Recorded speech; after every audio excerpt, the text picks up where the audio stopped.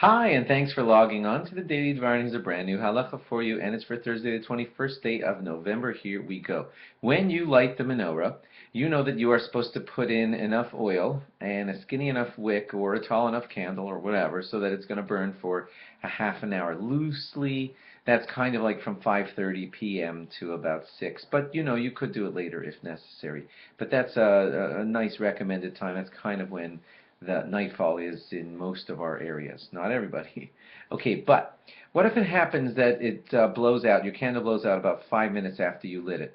If you lit it properly and you really didn't set it up wrongly at all, then you're done. You fulfilled the mitzvah. We say that hadlaka, the lighting is the mitzvah, and you lit, and you're done. Now, it was supposed to last a half an hour, and something happened, and you could relight it if you choose to, but you don't have to because you fulfilled the mitzvah.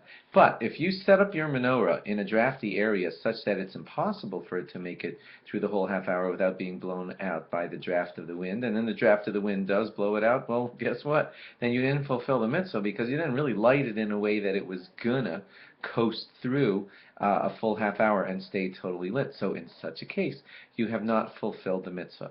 I'd like to recommend, this is not exactly halacha, but just in case you're not lighting with the same exact candle or wick or oil or floating wicks or whatever it is that you used last year, practice with them a little bit before to make sure so that you don't mess up on the first night and see that these wicks don't work, or this kind of floating wick tips over and sinks into the oil and it goes out in 5 minutes, or wow, this wick is way too thick because it's sopping up so much of the oil that I put a lot of oil in, but it was a big bright light and it was done in 14 minutes. So check it out before, practice with it to make sure that you've got the wick size the good kind of oil, the right kind of holder for the wick, or the right kind of floating thingy, or whatever it is that you're doing. Make sure that it works such that, especially on the first night when you light, all goes well and it's set up to last half hour or more, and it does, and you don't have any mess ups. Thanks for logging on. Log on again tomorrow for more. Bye bye.